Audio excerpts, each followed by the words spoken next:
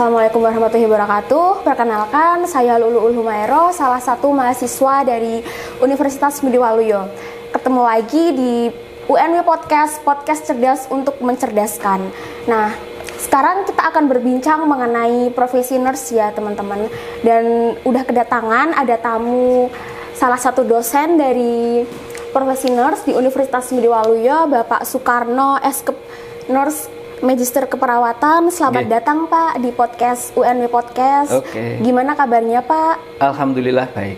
Sekarang kesibukannya apa ya Pak? Kalau untuk posisi saat ini kita sedang peninjauan kurikulum karena kalau dinas ini kan pada dasarnya program lanjutan dari S1 keperawatan gitu. Jadi dia tidak bisa berdiri sendiri pada dasarnya. Jadi sekarang kita sedang peninjauan kurikulum karena di KKNI, karena kita acuannya ke sana, dan juga dari AIPNI sudah mengeluarkan kurikulum baru di tahun 2021. Baik, kalau untuk profesi nurse itu proses pembelajarannya kira-kira gimana ya Pak? Kalau di Ngudi Waluyo untuk profesi nurse yang kita laksanakan di Universitas Ngudi Waluyo, kita di bawah dari Fakultas Kesehatan.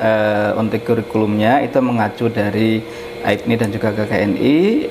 Di situ ada 36 SKS yang harus ditempuh mahasiswa. Jadi kalau dilihat jumlah memang sedikit ya, cuma 36 SKS. Kemudian untuk meraih itu semuanya, mahasiswa akan melaksanakan proses pembelajarannya selama 2 semester.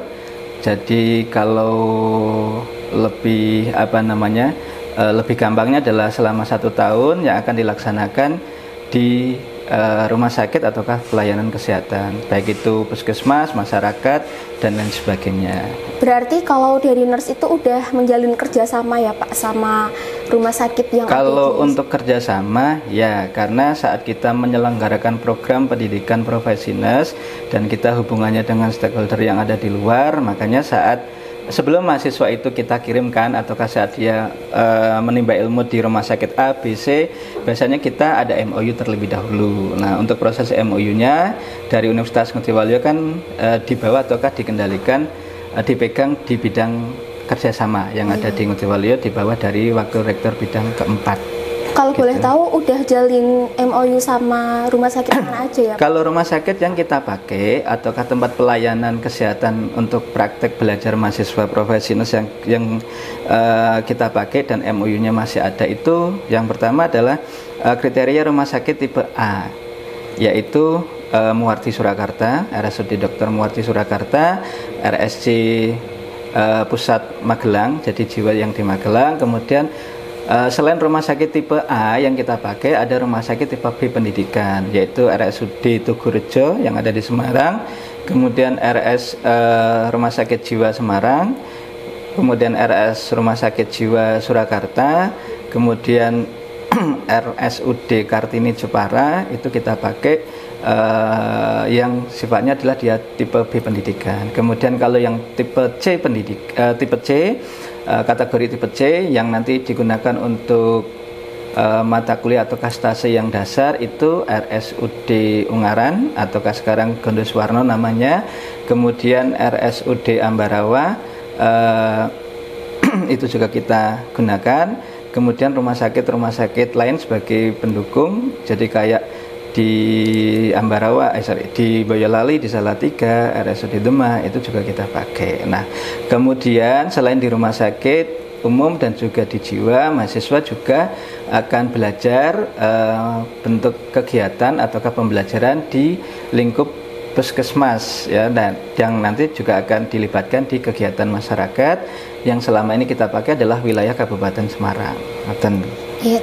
Lah tadi kan disebutkan ada rumah sakit tipe A, tipe B sama tipe C. Berarti itu pemilihan rumah sakitnya itu disesuaikan dari kualitas rumah sakitnya atau bagaimana ya Pak? Ya, kalau kenapa kita harus ada A, ada B dan juga C? Jadi pada dasarnya saat kita di pendidikan itu kan ada proses akreditasi. Nah, di dalam menunjang proses akreditasi yang bagus, karena posisi saat ini di program studi nurse ya, baik itu di S1 atau di nurse-nya sendiri, itu kan kita alhamdulillah dipercaya mendapatkan nilai akreditasi A atau sekarang dikatakan unggul. Kalau dulu kan A sangat baik, sekarang dikatakan unggul gitu. Nah, Di dalam pemenuhan kriteria tersebut, jadi rumah sakit yang kita harus siapkan untuk pembelajaran mahasiswa itu juga memang harus yang qualified-nya jelas gitu. Secara kompetensinya juga harus bagus. Nah, kenapa tadi harus ada A, B, C pada dasarnya adalah untuk menunjang itu. Dan ya semoga saja kita juga bisa sampai ke yang sifatnya adalah akreditasi internasional.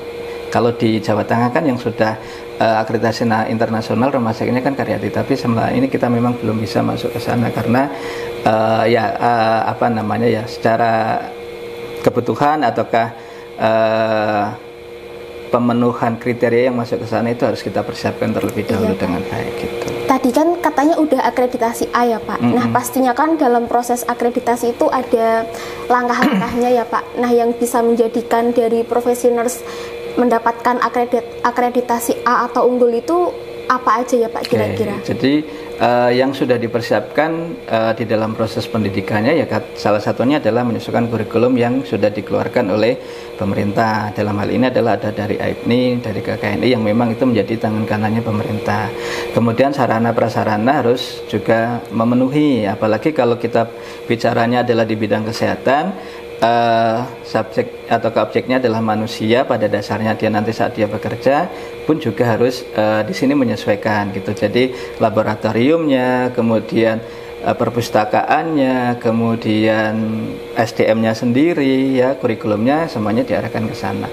Jadi sehingga ya alhamdulillah pada tahun 2020 kemarin kita dipercaya untuk diberikan nilai A di dalam akreditasinya. Ini sesuai dengan visi tadi visi belum kita sampaikan. Jadi visi di program Profesinus jadi pada dasarnya adalah ingin menghasilkan lulusan Profesinus yang profesional, berbudaya sehat dan mampu berkompetisi ataukah bereputasi internasional global yang kita fokuskan untuk keunggulan kami di Profesinus adalah untuk keperawatan kronis. Jadi seperti itu. Mohon maaf nih Pak, kan saya bukan anak kesehatan ya Pak.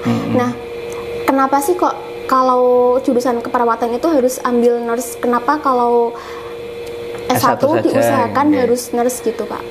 Karena kalau cuma S1 itu kan lebih banyaknya adalah konteks sarjananya Di dalam konteks sarjana ini sama saja saat kita saya analogikan gini, kalau seorang dokter dia cuma lulus sarjana kedokteran maka dia tidak bisa pegang pasien karena dia belum menjalankan konteks profesi dokternya. Sama kalau di keperawatan, kalau dia cuma sarjana keperawatan maka dia tidak bisa memberikan sebuah asuhan keperawatan. Lah, salah satu syaratnya di situ agar dia bisa menjalankan asuhan itu ataukah bisa memberikan asuhan keperawatan itu, maka dia harus melanjutkan pendidikan profesinya. Lah, kalau untuk dokter kan ada profesi kedokteran. Kalau sama nanti di farmasi juga ada namanya profesi apoteker gitu. Karena kalau dia tidak pegang itu, dia nggak bisa bekerja sesuai dengan keilmuannya. Begitu juga di keperawatan.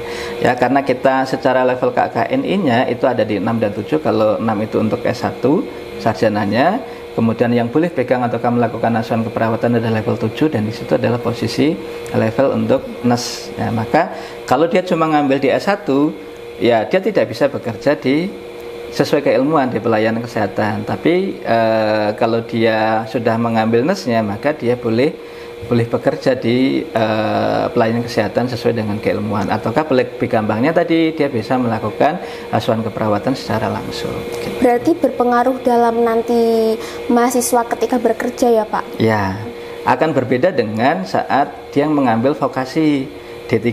Itu memang dia tidak ada program lanjutan profesinya karena secara level KKN juga akan berbeda.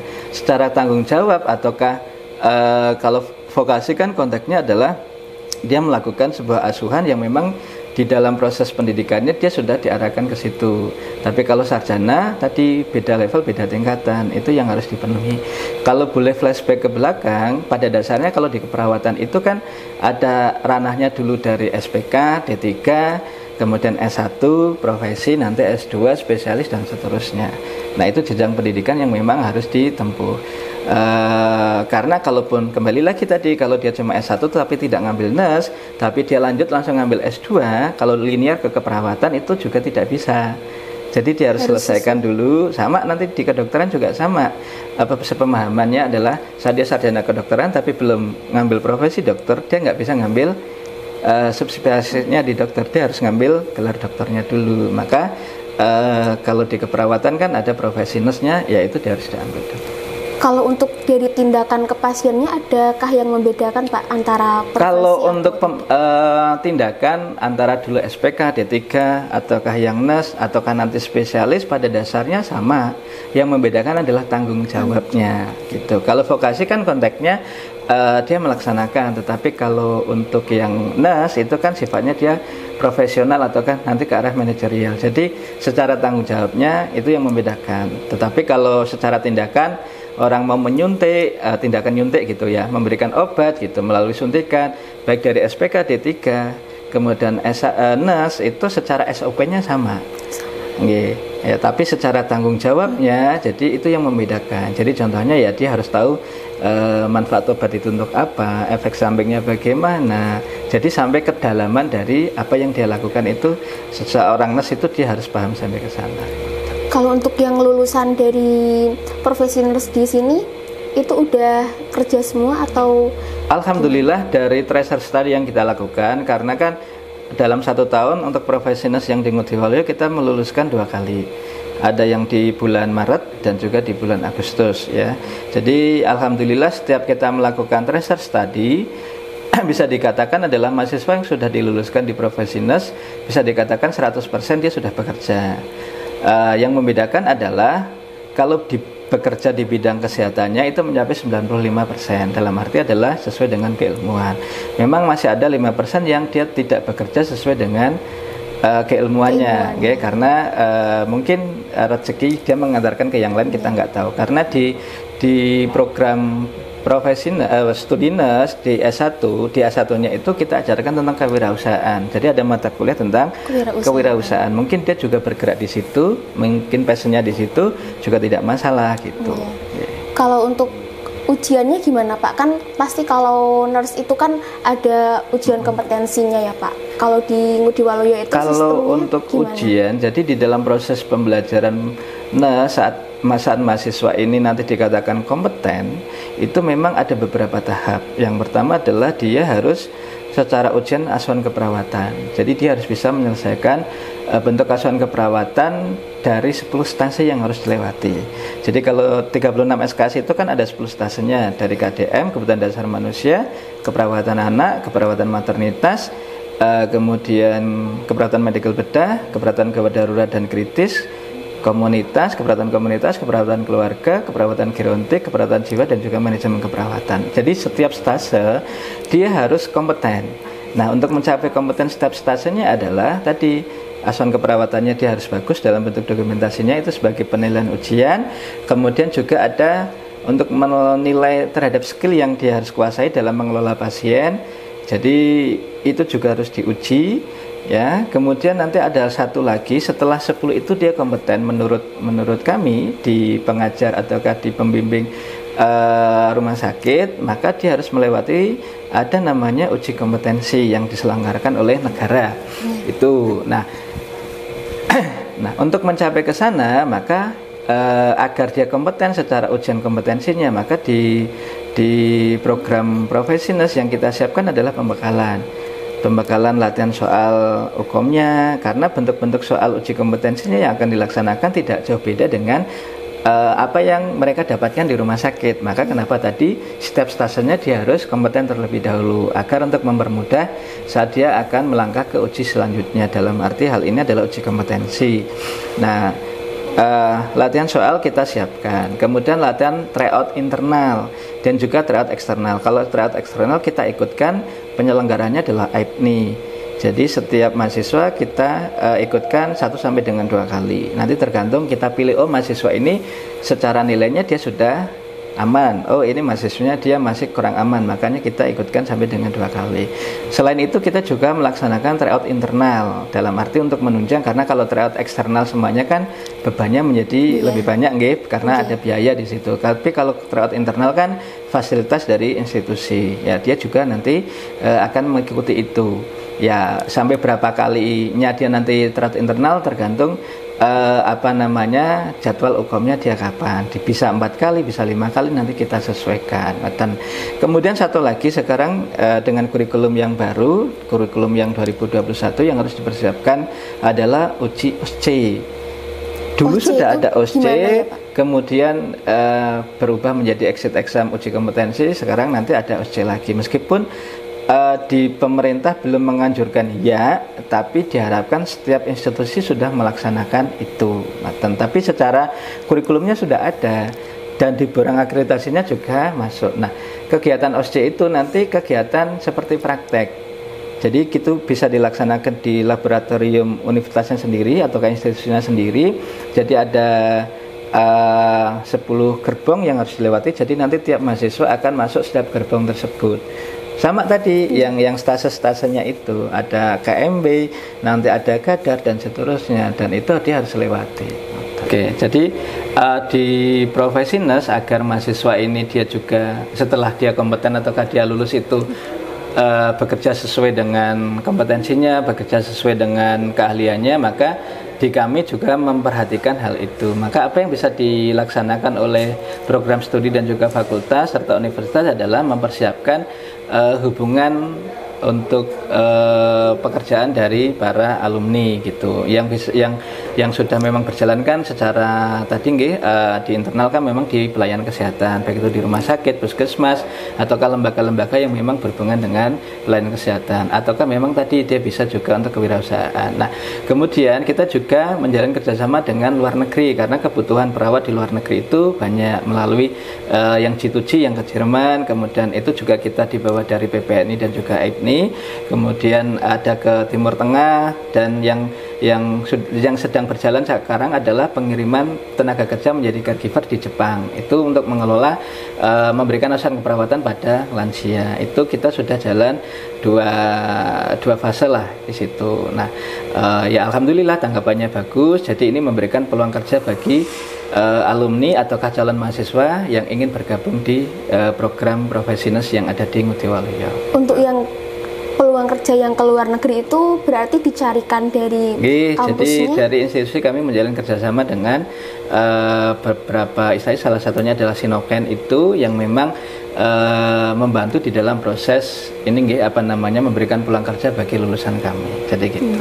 Berarti itu ditentukan dari kualitas mahasiswanya, maksudnya semisal yang mahasiswa IPK-nya bagus, di kami tidak, karena kalau sudah dikatakan kompeten berarti menurut kami ya semuanya kompeten. Jadi kalau nilai itu kan hanya yang diarahi selama di proses pembelajarannya. Kalau dia sudah dikatakan kompeten, dia mau masuk kemana saja kan boleh. Jadi itu dibuka memang untuk mereka gitu sebagai alumni. Oke. Baik Bapak, terima kasih atas udah mau meluangkan waktunya untuk podcast kali ini. Jadi buat teman-teman semua yang ingin melanjutkan profesi nurse bisa langsung ke Universitas Ngudi Waluyo karena di sini tuh udah akreditasinya A dan unggul, serta prospek lulusannya itu bisa ke rumah sakit, bisa ke puskesmas ataupun pusat kesehatan lainnya. Karena dari profesi nurse di sini tuh udah menjalin MOU dengan pusat kesehatan yang ada di seluruh Indonesia. Sekian podcast kali ini.